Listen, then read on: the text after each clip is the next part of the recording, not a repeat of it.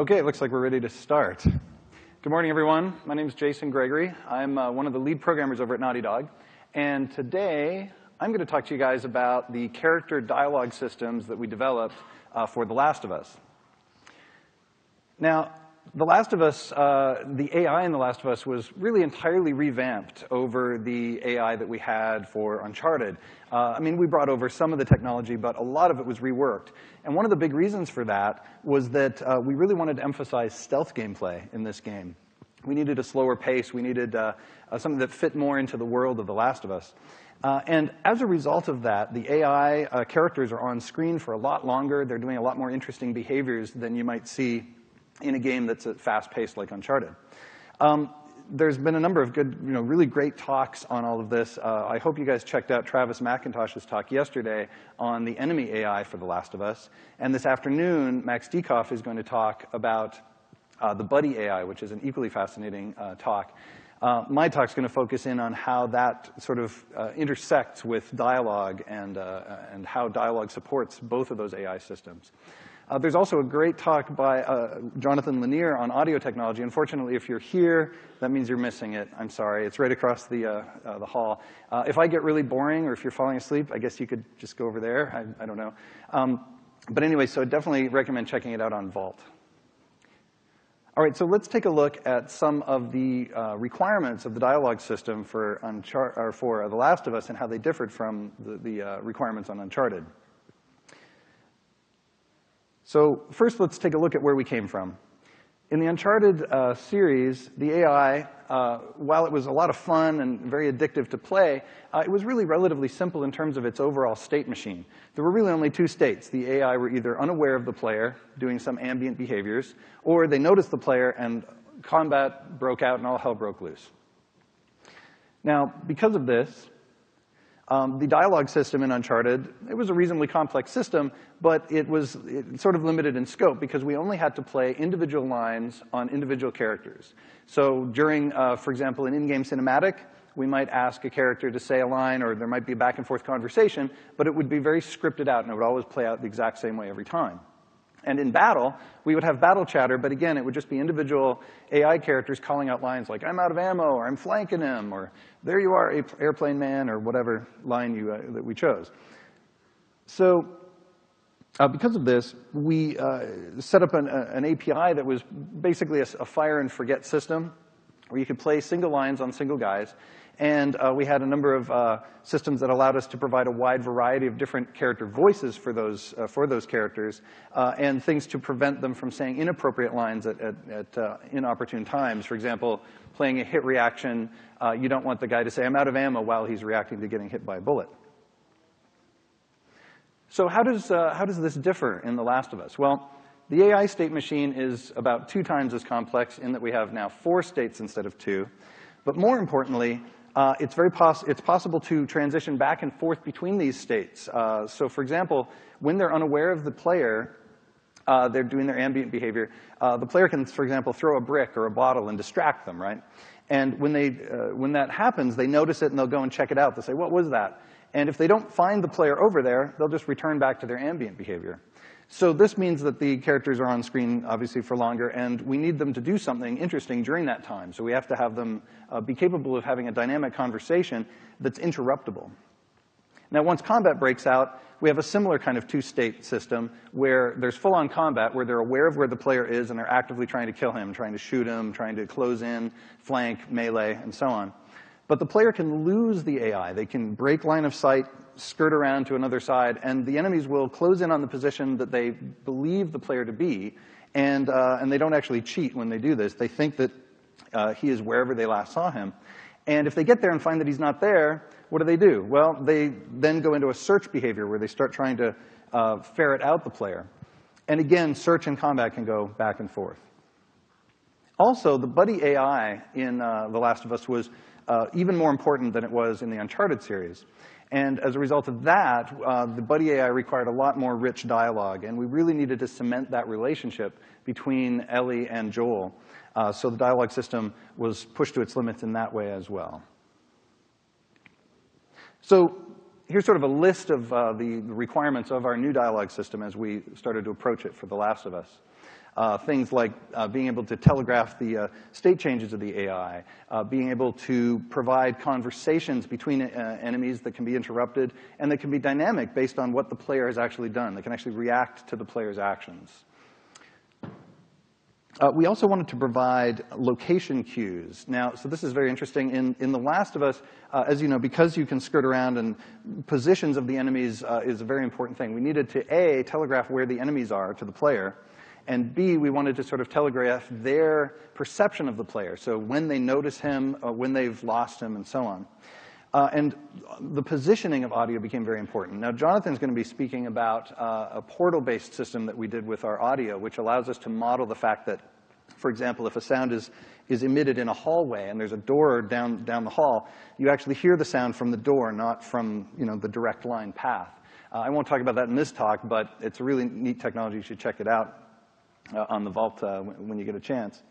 What I will talk about is a location-aware dialogue system that we implemented where characters could actually call out Joel's location in a very specific way, and it's pretty interesting.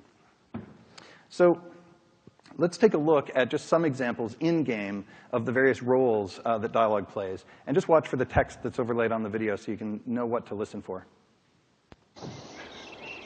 Yeah, so I should have known better. If you're going to steal, then you better make sure you get away with it. Right? I would have done. They're all dead! They're all fucking dead! What the hell's he yapping about? Take a breath. Who's dead?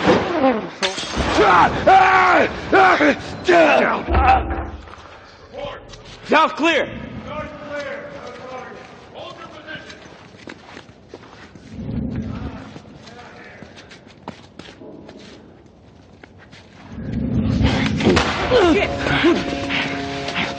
All right, listen. You don't need to do this. What was that?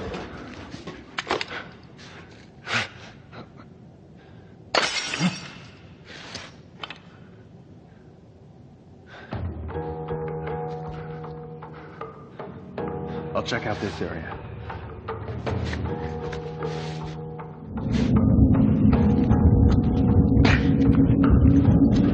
He's in!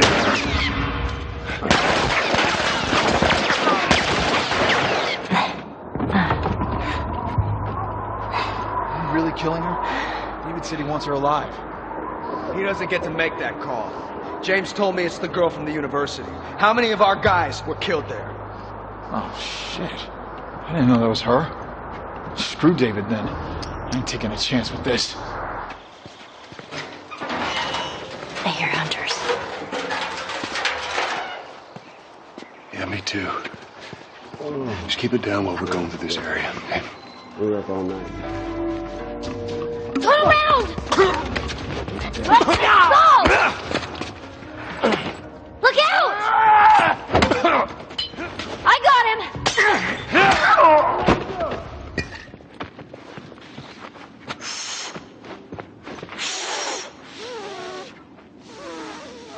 Are you all right?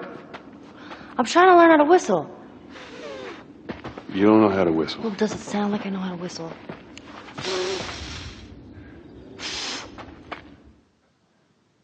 All right, so that hopefully gives you a little flavor. By the way, that bit with whistling was actually invented by Ashley Johnson, the actress who plays Ellie. It was a great sort of ad-lib thing that she did, and she developed that whole thing about learning to whistle and added it to the story. It was really, really a great addition. All right, so let's take a look at how we can play and define and play lines of dialogue. And the first bit of what I'm going to talk about is very similar to what we did in the Uncharted system, and then we'll look at how we kind of extended the system for The Last of Us. So the core of any dialogue system, if you think about it, is it's translating logical events in the game that require dialogue to be played and translating those into physical lines of dialogue that are actually played, so the actual WAV files or VAG files or whatever that are played. And in doing that translation between a logical line and a physical line, a number of things happen. So first of all, there are usually multiple physical lines for any given logical line. So if the logical event is, I'm out of ammo, the character might say, I'm out, or I need more bullets, or something like that, right? There's a bunch of variety involved in what they're going to say. Secondly, we need to shunt it to the right character voice, and I'll talk about that in a moment. We also need to avoid repetition when we're randomizing the lines of dialogue. And we need to prevent inappropriate lines from playing, such as I said, saying something nonchalant while you're in the middle of dying. Now, in any game that has enemy AIs that are coming in waves and so on, you need to have different kinds of characters that look different. And the way we did that in The Last of Us is by piecing together our characters using multiple meshes. So we had multiple head meshes, multiple shirts and pants and hats and all sorts of things. And they could be sort of randomized together to produce a wide range of characters. Now, the trick, though, is you want to see that same character. If you see that dude with the hoodie, you want him to sound the same every time you see him. And so what we do is we use the head mesh that was selected as part of this random selection to pin down a particular voice actor that is going to speak for that character. In Hunter City, or Pittsburgh, we had only 8 voice actors that were sort of recycled. And that makes sense. Every game has to do this because there's no way you're going to hire hundreds of voice actors to mimic every single character. But if you recycle a relatively large number like 8, it works out pretty well. So here's how we actually define things. I'll show a little bit of syntax. Obviously, our specific syntax doesn't matter, but it should give you an idea of the flavor of how we define things. This is just a simple text file that gets read by the engine. It can be loaded, reloaded at runtime, so rapid iteration is possible, and so on. So here we're defining a line of dialogue, line out of ammo. And we can specify different sets of lines for different characters. And then here are the physical lines, and these would be the names of the actual audio files that are getting played, the audio streams. And here's Ellie and her lines. And of course, we might do the same thing for hunters. In this case, this logical line applies to both the buddies and the NPCs, so maybe we'll provide lines for hunters A through H as well. Notice here, though, that the same physical lines are getting played. It's just that it's Hun A, Hun B, Hun C, down to Hun H. And that's because the 8 voice actors would record the exact same wording of each line, and that way any character could say any specific physical line. Pretty simple. One point of practicality, we like to break these data files up by character, by level, and this allows us to have different audio designers working on different aspects of the dialogue without stomping on each other. So breaking things down like this is very useful. All right, so one might ask, well, how do you play a line of dialogue? Oh, let me show you. I wanted Troy to record that for me, but oh well. OK, so basically, if your API for playing dialogue in your engine is really, really simple to use, it'll get used a lot. If it's complicated, the AI programmers will shy away from it. The designers won't use it. So you really want something that's simple. And we chose to do something that's just a fire and forget kind of API. Excuse me. So here's an example. In one of our so-called state scripts, this is our scripting language. The syntax doesn't really matter, but notice that it's an event-driven scripting system. So let's say in this case that the player sees a ladder. And so we have ladder seen because he walked into a region where he's noticed this ladder. We have Ellie maybe move to a particular location and wait for a few moments, and then we want Joel to say a line of dialogue like, hey, we could use that ladder. Now here, we're calling a function called waitSay. And the idea here is that the script actually goes to sleep as soon as that line of dialogue is triggered, and it only wakes up again when the line is done.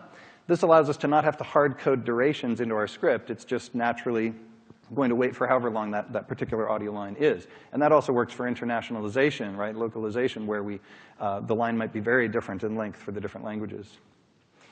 Here, however, we don't want to wait. We want to just say the line and then go on with the script. Maybe we want Ellie to speak while she's doing her move to command here. So we have both choices in script. In C++, we only provide one of these 2 variants.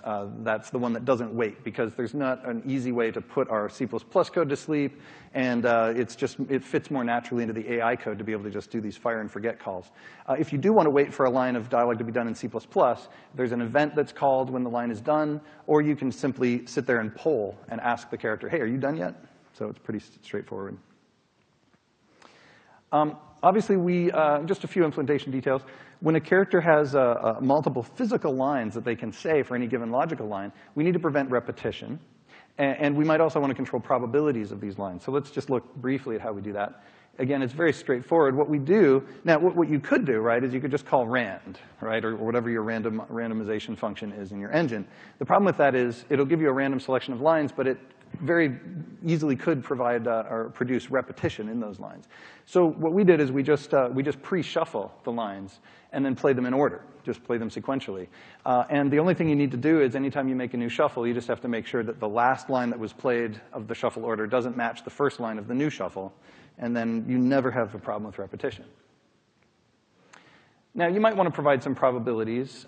In this case, we need a different mechanism for randomization, and we do have to check explicitly for repetition. But so basically what we do, and most programmers do this naturally, what they might not realize is that they're actually calculating something called a cumulative distribution function, or CDF.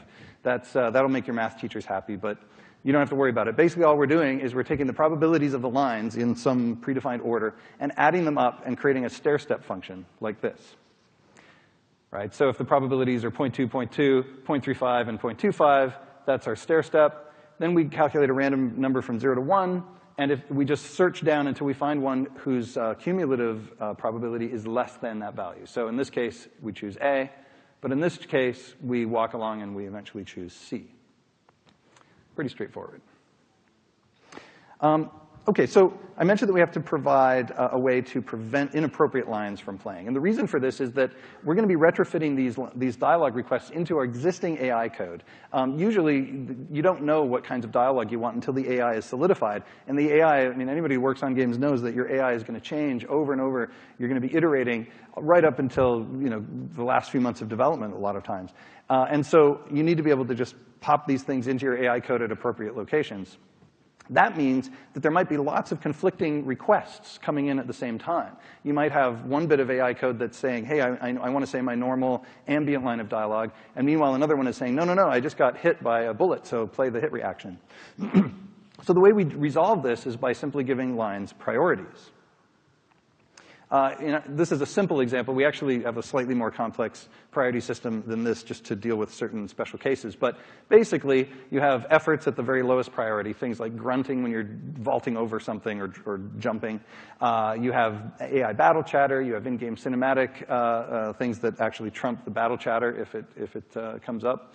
Hit reactions trump that. And then, of course, if you're dying, there's not much you can do except grunt and say your last words. All right, and so the priority system just works like this. Very simple. Line 1 is playing on a character, and if a lower priority line comes in, it's rejected, and if a higher line comes in, it'll interrupt. Straightforward. You might be wondering, well, wait, how do you make an interruption sound natural?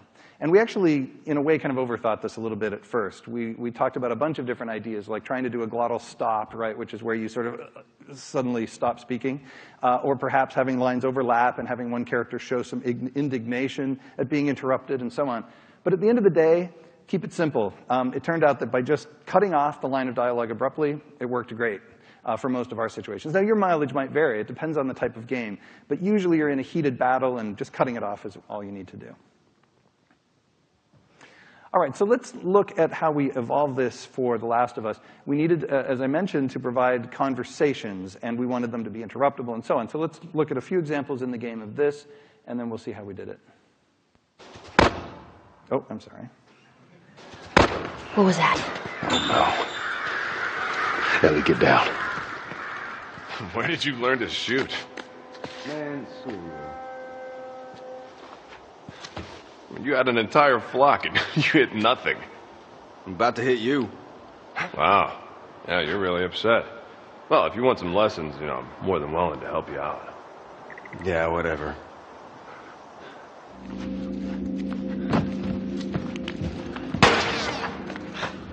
Down! Finish it! I got it! Nicely done. You bit? Not today. You? Not today. The fuck? I heard something! Hey, careful, all right? All right. So a conversation is actually relatively easy to do, you would think, and it is, but there are a number of things you have to take account of when you want to support interruptions in conversations.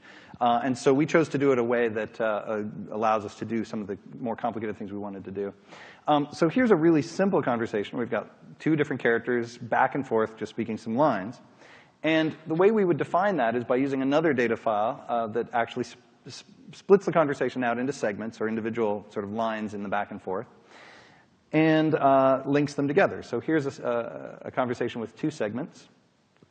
And here's the line that we would play, and that maps to the other data structure that I was talking about before. So it's a logical line that can branch out into different characters and so on. And then a next segment that links things together. And just using a very simple system like this, you can do really straightforward conversations. You might say, well, that doesn't really add much, right? It doesn't give us much. However, there's this little thing right here, rule. Now, so here's the thing. When you're doing a conversation where it can't be interrupted and it's always going to play out the same way, you can just have your game designers script it out, or you can even have an AI programmer script it out if you want to. But when your AI logic gets more complicated, you don't want your AI programmers embedding all sorts of lines of dialogue in there and dealing with the timing of, okay, line 1 has to be said, and then line 2, and then line 3. And also, when things are interruptible, your conversation might branch out in interesting ways. So you can't really do that in a game like The Last of Us.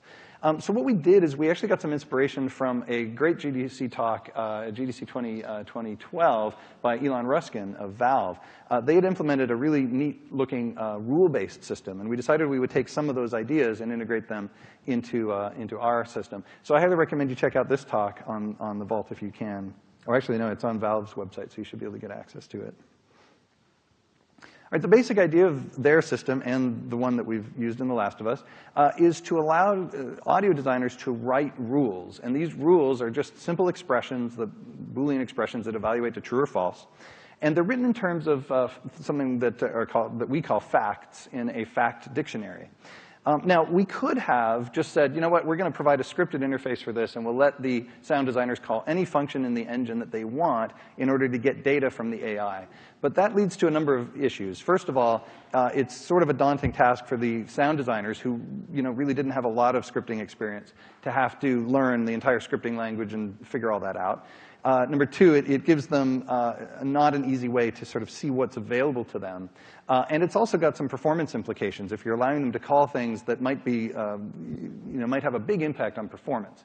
So by taking the information that's relevant to dialogues and put it into a fact dictionary, it allows the engine to control the cost of updating those bits of data. And it also provides a nice sort of palette of information that the audio designer can choose from when they're writing rules. So here's an example of a fact dictionary. It's just a simple key-value store. So here's the keys, here's the values. Each value carries with it a data type. We actually store them as something we call a boxed value. Basically, we just support only 3 very, very simple data types: integers, floating point values, and string IDs. And a string ID is really just a hashed string that's been turned into an integer, right? So, for example, this tick hunter here is really just some hex number, internally.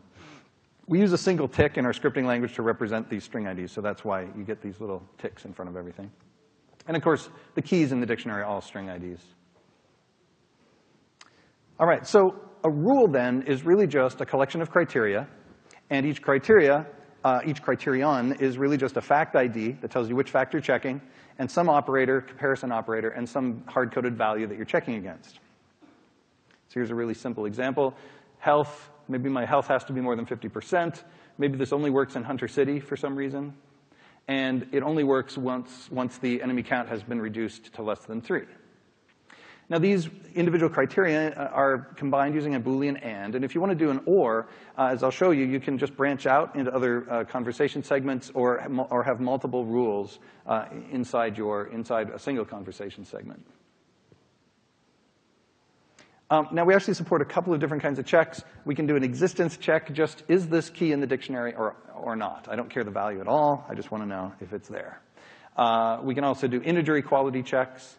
But you can't apply these to floating point values. We did this on purpose because, as most of you probably know, right, if you try to do an equality check on a floating point value, they might be almost equal but not quite, down to that one last bit in the mantissa, and then the sound designer doesn't know why it's not working all the time. So we restrict this to integers.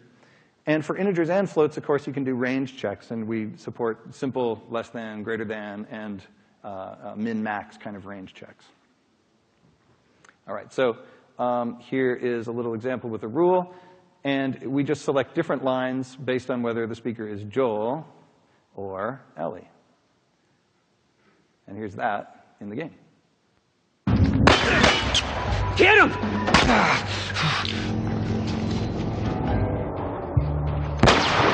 Here she is! All right, so that's really super simple. But when you combine this with the ability to chain segments of conversations together, as you can well imagine, you can do almost anything that you can imagine. You can set up branching conversations with almost any kind of graph that you can think of. And so here's another example of that where we're just based on the number of enemies that are currently alive. If there's only one guy left, he's going to say something different. But if there's multiple guys, it actually branches out into a small conversation.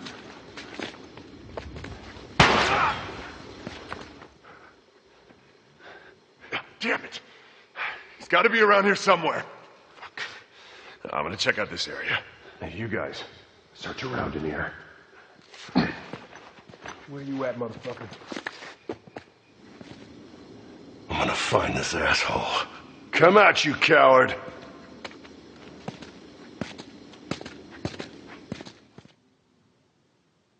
And I should mention, too, that you can have rules inside your conversation segments that don't actually play any lines of dialogue at all. So this is a way to just create more complex logic where you can branch here and here and here before you even get into actually playing lines of dialogue. So this was a super useful feature that we added a little bit later into the development, but it gave the auto designers a lot of flexibility. Okay. So I mentioned fact dictionaries. We actually don't just have one. There's actually a number of them. There's a global fact dictionary that just contains information that's relevant to any character in the game, like what's the current level that we're in, or how much time has elapsed since the last time the player died, these kinds of things. And then we have one dictionary per faction. We group our AIs up into factions, as most games do. So we have Joel and the buddies sharing one dictionary. We have one maybe for the hunters, one for the infected, and so on. And then, of course, each character can have their own fact dictionary. And this stores information specific to that character, like his current health or what weapon they currently have in their hand, that kind of thing. And at runtime, we can display which facts they have. You can see that Ellie actually has a lot more facts than Joel. The reason for this is that Joel, being the player character, actually has less complex dialogue and conversation than his buddy counterpart, Ellie. Ellie's conversations can be quite involved. So you need more facts to be able to do that. Now also, when we're requesting a logical line like spotting enemies, for example, let's say Ellie has spotted some enemies, we want to provide context information about that event. So we might want to know how many enemies we're seeing. And in addition, we want to know who's speaking and who else is involved in that conversation. So in this case, the speaker is Ellie and the listener is Joel. And we call this the context dictionary, and it just fits in the same way that any other fact dictionary does into the system. I should mention one other thing, just a minor point about syntax, that just to make these examples make a bit more sense. Here you can see that we're actually specifying the fact ID not as a single string ID, but actually as a pair. And this is the dictionary ID and the key. That's necessary, right, so we know which dictionary we're looking in when we're picking out a fact. And there's our operator and the value we're comparing against. So these are some of the valid dictionary IDs, global, the faction name or the name of the character in particular, or tick context. And as I'll mention in a moment, tick context, the character name can actually be speaker or listener. There's a couple of magic keys that we have, and I'll show you how that works in a second here. One other thing is you can actually omit the dictionary ID in certain cases. So global facts, these two are equivalent. So global level and tick level are the same. And the reason for this is that we actually just do a simple search in both the context dictionary and the global dictionary for a fact if you don't specify a dictionary ID. And this is just a shorthand, but it makes the life of the designers a lot easier for very commonly used facts. So here's another example, context speaker. We almost never write it that way. We always just write it as tick speaker because it's sort of implied that it's going to come from the context dictionary. Okay, so speakers and listeners. The trick is when you're writing these rules of dialogue, you're inclined to just type in the name of Joel or Ellie. And when you're doing a buddy conversation, that makes sense. And maybe it will always be Joel that speaks and always Ellie. But how do you do a conversation with enemies where the names of the enemies might be something like NPC HC for Hunter City -07 or something? You don't want to hard code those numbers directly into your rules because then that rule only works for that particular character in Hunter City. You want something more generic. And so what we did is we introduced these magic keys called tick speaker and tick listener, and they are simply looked up in the context dictionary like this. And then we sort of at runtime just replace it with the name that we find there. So this allows us a little one level of indirection that allows us to write generic rules in terms of speakers and listeners. Now also, the conversation will ping-pong back and forth like this. Oh, I'll be checking in for one night, and I would like your finest suite, please. The hell are you doing? Why, yes, you can take my luggage upstairs. You are a weird kid. And so the nice thing about using a fact dictionary for this is that we can just ping-pong back and forth the values in the context dictionary as the conversation progresses. And the other thing about this is that the designers, the sound designers, actually have control in their rules of which character is going to become the speaker or the listener for the next line of dialogue. So it allows them to completely craft the conversation without involving an AI programmer, all just using the data in the context dictionary. And actually, a little note here, we actually support listener B and listener C. Tick listener is really just listener A, but to keep it short. And this allows us to do up to 4-person conversations. I should point out one key difference here between our system and the system that was outlined by Valve in 2012. So Valve's system, in a way, is a bit more ambitious than what we're trying to do in that they evaluate every single rule in the entire engine, every rule that you've defined, pretty much every frame, or they'll load balance it over many frames, but they're sort of constantly evaluating the rules. The idea being that anytime any rule becomes true, whoop, it'll trigger some action, right, like saying a line of dialogue or maybe some action inside the AI. And that's really cool, but it's also, as Elon mentioned in his talk, it's sort of a daunting task to make sure that the rule evaluation is super, super efficient because you're evaluating thousands of rules, very often during your game. What we decided to do is something simpler and just make it an event-driven system. So what we do is anytime a line of dialogue is requested by the AI code, then and only then do we evaluate the rules for only that conversation segment and the subsequent segments as they play out. So this just really shrinks the amount of time we need to evaluate rules and allows us to do maybe even a little bit more complex things without having to worry about performance. So for example, right here, wait say, that's when we're evaluating the rule for that particular conversation, and same here. Now in C++, we have one other thing that we can do, and actually this is exposed in script too, but it wasn't used very often, and that is to define a context dictionary. And to fill in whatever information you need. So as the AI code is firing off events, it can just embed a little chunk of code that says, oh, and by the way, the number of enemies in this case was whatever. So that's how we pass information down. And once that context dictionary has been created, it persists and it gets passed down to every element of the conversation as it goes. All right, so if you've got a bunch of rules inside one conversation segment, you need to figure out or you need to figure out a way to resolve ambiguity. So let's say that you have 2 rules that are both evaluating to true, or 7 rules that are all evaluating to true. How do you deal with that? Well, we do just what Valve did, which is we choose the most specific line of dialogue. And the way you measure that is just by counting the number of criteria. It's a really simple measurement, but it works really well. So here we have 3 criteria and only 1. Both of these rules would be true, because let's say that it turns out both of these rules are true. Then we would obviously choose the one above with more criteria. Now, if there's the same number of criteria, we simply treat that as a random choice, right? So in that case, these 2 rules are both true, and we will choose either line random 1 or line random 2 using a shuffling technique or whatever randomization you choose. Now, there are some cases that arose where we wanted random choice between 2 lines, but the number of criteria weren't equal. And so all we did is implemented a little dummy mechanism that allows us to cheat the number of criteria up so that it'll win, right? And then you can get a random choice out of something that otherwise would have not been. So that's just a little cheat we do there. One other thing I should mention is there are certain kinds of information in a fact dictionary. I mean, the problem with fact dictionaries, right, is that the data in there is sort of static, yeah? You store the data in there, and that's it. But in the case of, let's say, timing data, as an example, we can store the last scene time as an absolute clock value. Let's say that we're counting the number of ticks, where a tick maybe is 1/300th of a second or something, since that encounter has played. Well, you aren't going to write a rule that's based on an absolute time value. What you really want is how many seconds have elapsed since between now and that time. And so you need to do a subtraction, which you can't really do in the rule system. So all we did is we implemented various little operators that you could wrap around your fact values, like seconds since, that does the calculation for you.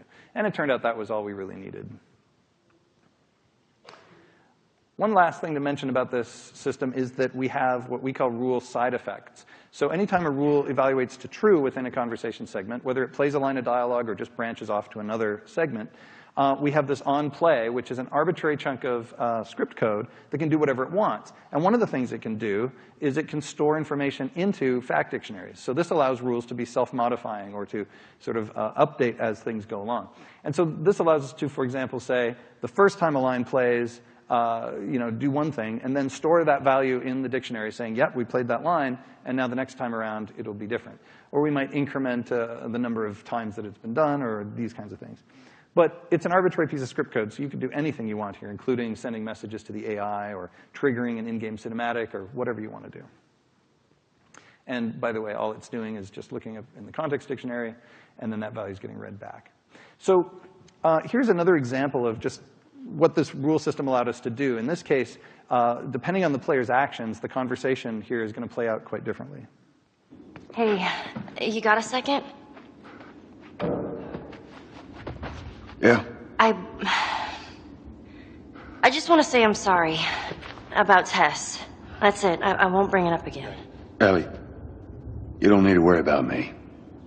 Hey, you got a second? Not right now, Ellie. Okay. So it's a simple example, but it gives you a flavor of the kinds of things you can do.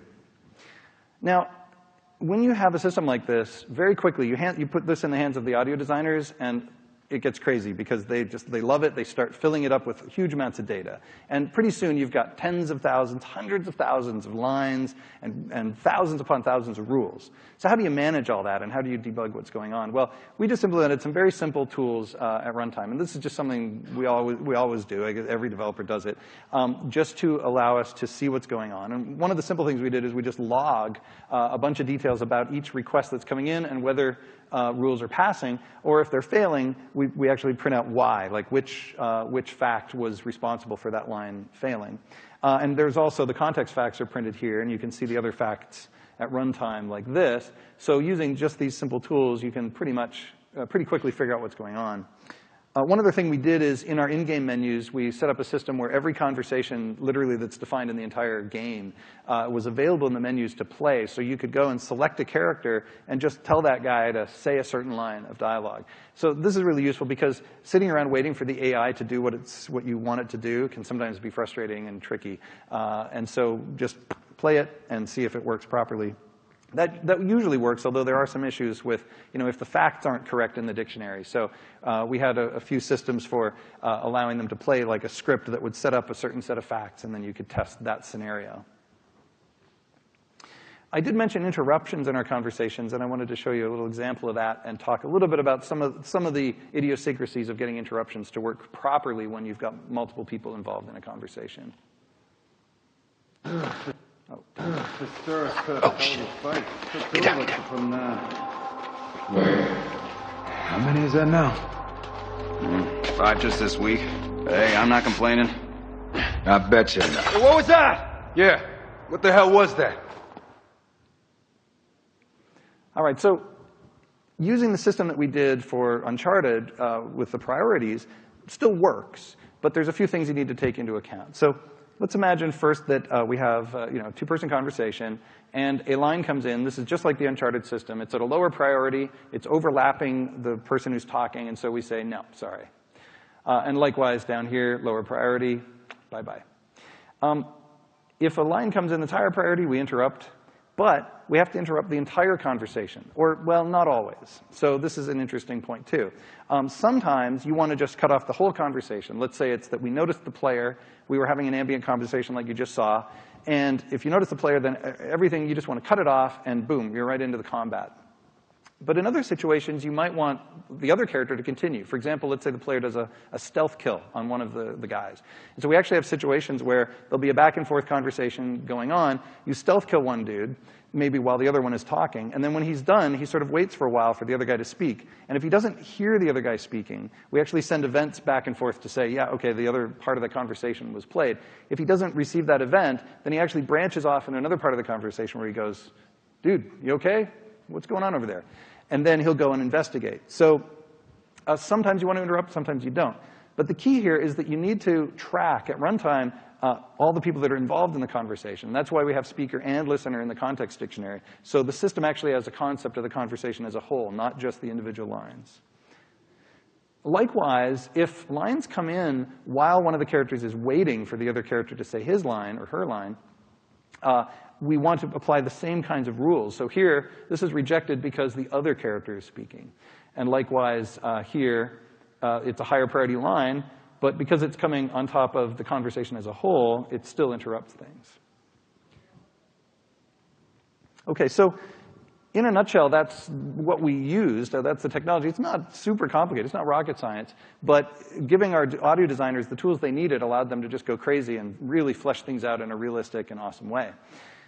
But if you've got really great conversations and they don't sound good in the game, they don't sound grounded in the environments, then it's not going to work. It's not going to sell. So I want to talk a little bit about some of the things that we did. And as I mentioned, Jonathan Lanier's talk will talk in a lot more detail about some of these things. But I wanted to give you a feel for it. One of the first things you're always going to do when you're doing a 3D audio system is model fall off, right? So as I get farther away from a sound, it drops off. And actually, the way that this works, it's a 1/r² law based on something that is called sound intensity.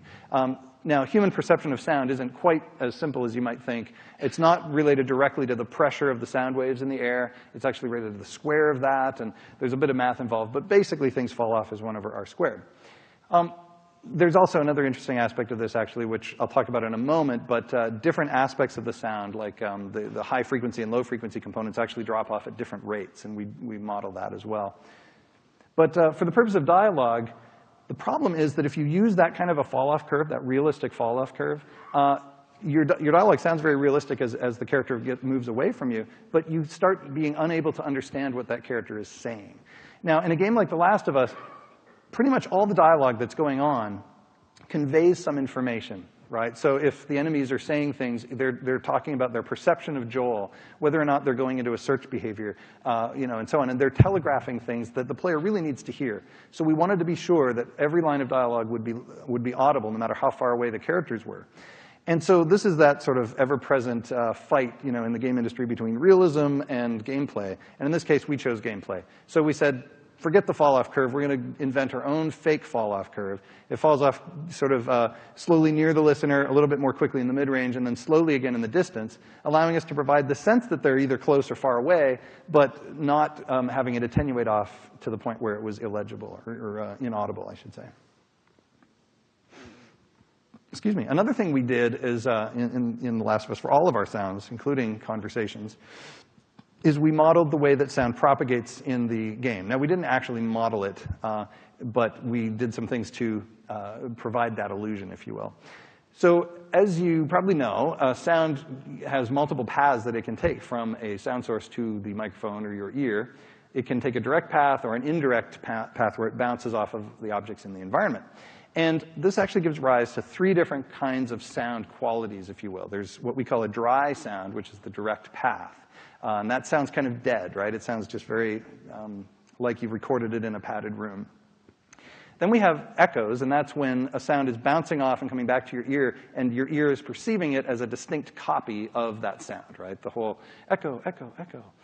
And then eventually the sounds bounce around in the room, and they start overlapping with one another to the point where your ear just can't discern them anymore. And we call that late reverberations, or the diffuse tail. This is what it would look like just on a graph. Imagining a simple clap, right? That would give you a single spike at time equals 0. Then you might get a few reflections, and then it all blurs together into the diffuse tail.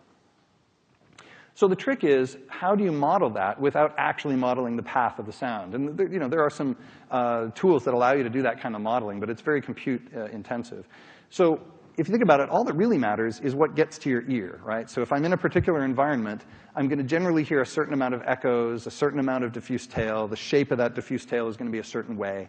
And by modeling that, by just encoding those parameters of how that reverb is going to sound and what the mix is, we're able to provide a sense of that room that works. Now, each room will be different, so what we did is we just annotated the game world with regions, each of which had various settings for these reverb parameters, and then as you move from region to region, we would just cross-blend and so on. And that provided a base reverb that we use in all sounds, including the dialogue. So here's How some about examples. you let me go first and keep your voice down? Okay. Joel! I'm all right! Are you okay? No! You scared the shit out of me! So, how old are you? Me? 14. How old are you?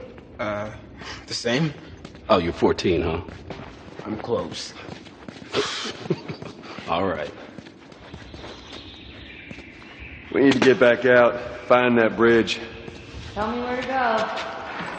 I hate this crap. Actually, in this room, I think it all sounds very echoey, doesn't it?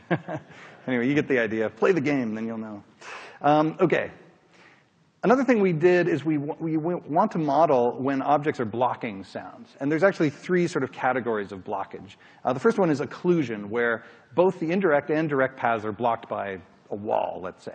In this case, you're just going to hear either a very muffled sound, both the wet and dry are going to get muffled down, or you're going to hear nothing.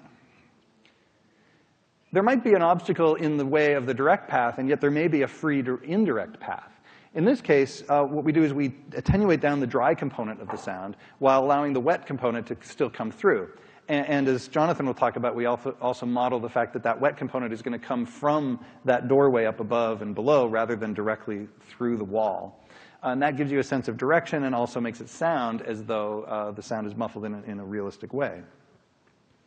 A kind of rare case is something called exclusion, and this is the opposite, where the dry path is free, but most of the wet is getting attenuated. So here's a few examples of that in game.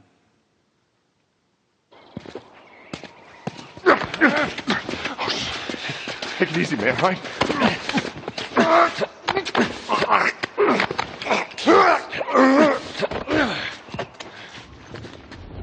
You keep this up, I'm gonna make you real sorry.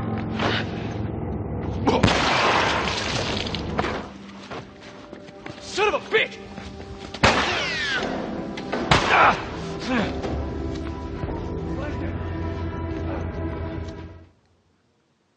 All right, it's a little hard to tell in that last example, but you could hear that his voice sounded a little dry because it was coming through that doorway. And then as he moved behind the doorway, it switched to a very kind of wet, echoey sound.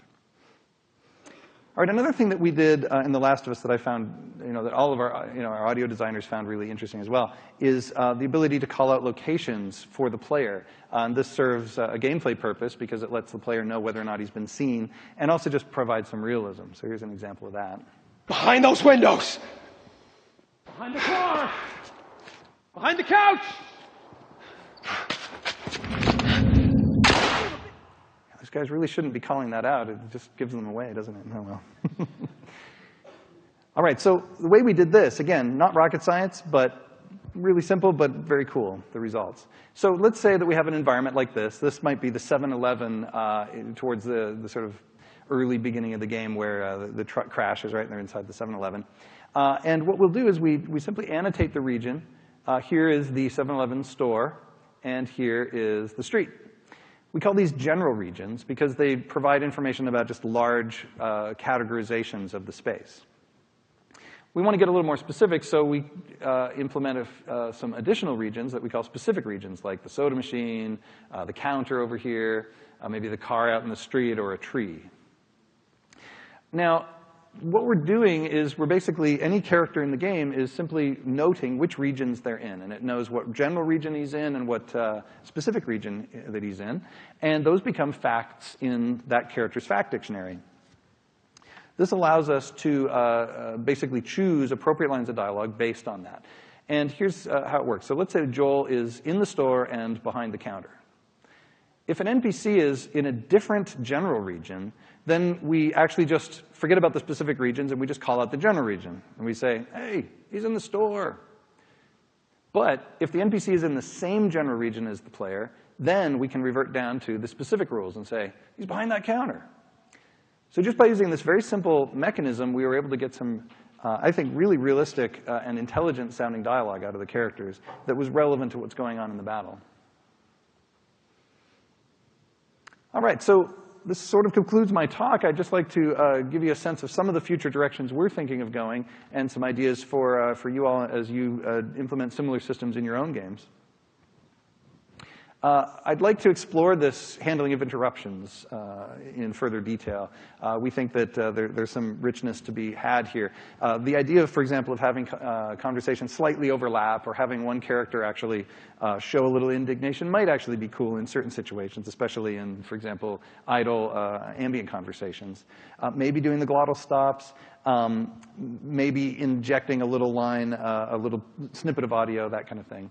I think it would also be really interesting to have conversations that are interrupted, like you throw the bottle, they say, what the heck was that? And they go over there, and then get back into their previous conversation. What we would do in the actual shipping game is we would just basically start another conversation from scratch, and they would just go on talking if you didn't do it. But it'd be neat to say, as I was saying, and then have them continue on from the previous one. We just didn't have time to do that. I'd really like to explore accounting for efforts. So one of the places where our dialogue system does break down is when, let's say, Joel is saying something interesting and then he jumps over something, but he continues to talk as if he's standing there perfectly without exerting any effort. This is a really tough nut to crack. I admit that I don't have a really great answer for it right now. I mean, you could, for example, just interrupt the line, inject a little as he's jumping over, and then continue it, or something like that. But really, it's interesting because in graphics right now, right, we're actually procedurally generating every aspect of that character. But in terms of audio, all we're doing is recording a human and playing it back. It's really sort of the Stone Age, right? So perhaps doing some kind of procedural modification of a recorded line, or even someday getting to the point where we could procedurally generate conversations that actually sound human enough, that don't sound like Stephen Hawking, would be great. So once you've done that, then you have all sorts of possibilities of dynamically changing the dialogue and sort of cross-blending in some efforts and so on. So this one's a really interesting area of research that I think it would be cool to explore. A few other minor ideas, maybe doing more with complex branching in our conversations, maybe supporting an explicit AND operator just to make things a little simpler syntactically, or maybe providing macros. We actually have macros in our scripting language, but we didn't have time to retrofit them in for the dialogue system so that you could specify a rule and reuse it over and over. So we did have a bit of cutting and pasting in our system that we would have liked to avoid. And actually already for our new Uncharted game, we're starting to explore using these rules for other purposes, like selecting cameras or selecting melee moves at runtime. So once you have that rule system implemented, you can use it for all sorts of things. It's great. All right, so I think we should open it up to questions. I'll mention a few things. One, these slides, I'm going to post them up on my website, GameEngineBook.com. Feel free to contact me via email, and I usually try to get back to people pretty quickly on that. And so let's open it up. Make sure to come up, if you can, to these 3 microphones if you're asking any questions. Thanks a lot.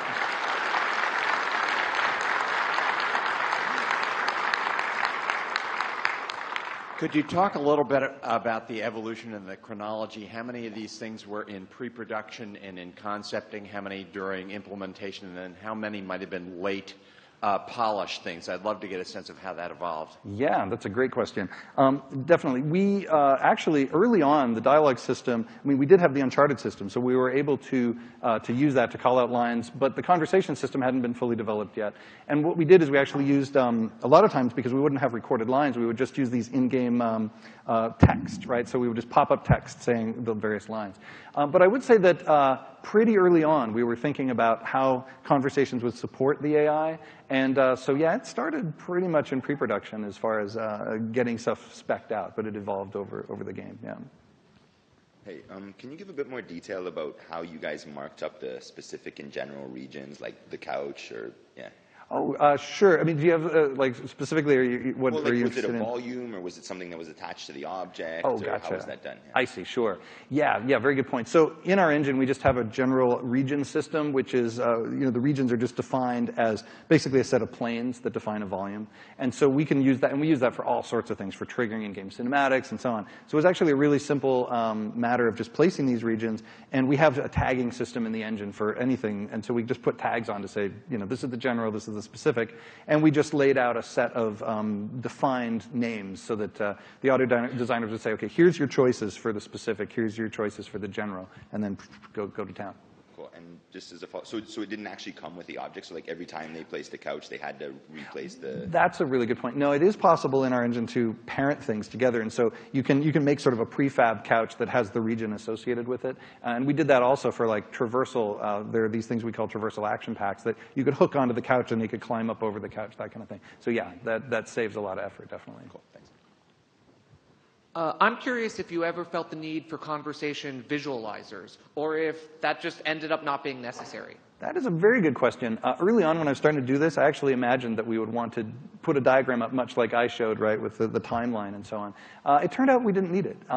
Just using the TTY was all we really needed. But that said, the conversations in our game, although they're cool, they're not as complex as we could have made them. Right? We could have had huge, crazy branching things, and we usually avoided that just because we didn't have time to put everything in that we imagined. There's a whole pile of things on our list for like next game we're going to do this or whatever the next game might be.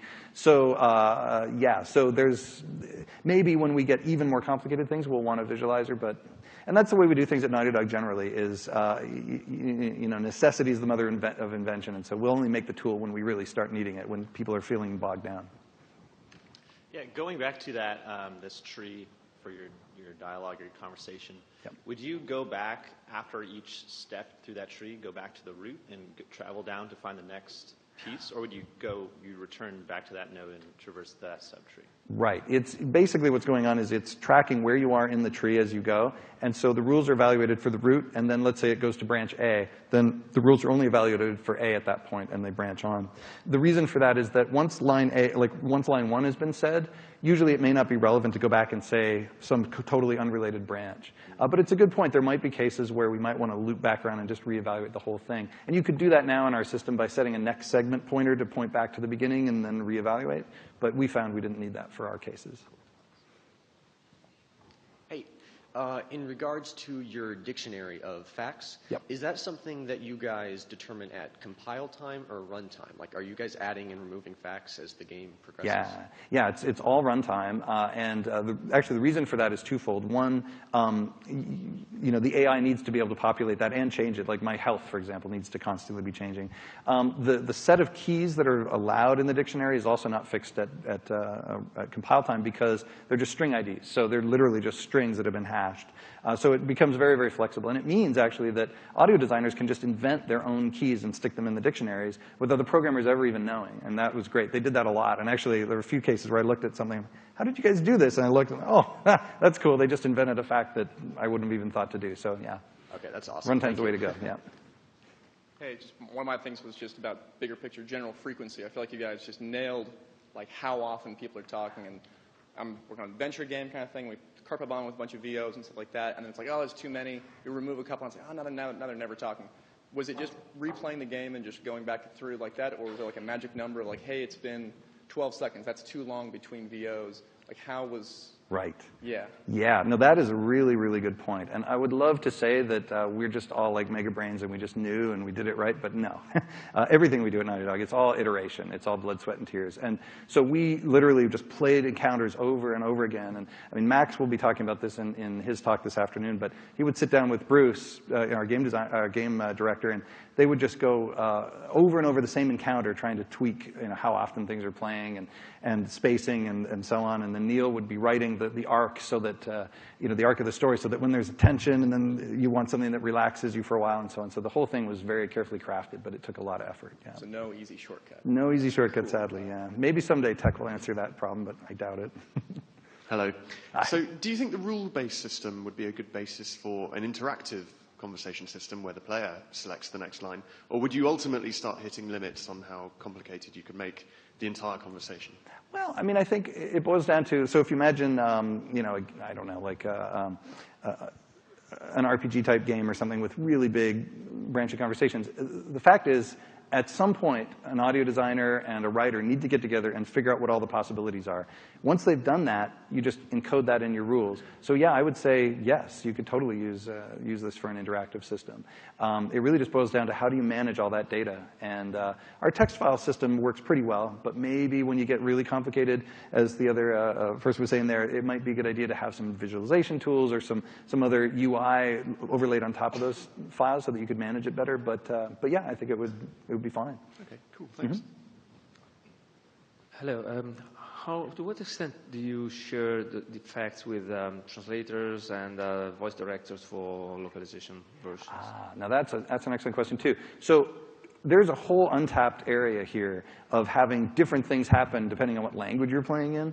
I don't know whether that's something that's desirable or not, but it's interesting to think about. I would say that, I mean, our philosophy is the experience should be the same in every language, and we're just translating the lines. So the way we actually do that, I didn't talk about it in my talk at all, but the physical lines that are laid out, we record them in English first, just because that's the language we're all speaking at Naughty Dog, and then we have a bunch of companies that we work with, outsourcing and so on. We have a centralized database of all of these things with a web interface, so it's really convenient for outsourcers to go in there. And then they'll go and they'll record and set out and also put in subtitle text for every single line. But we don't want to, at that point, mess with facts or have things branching in different ways in different languages, because it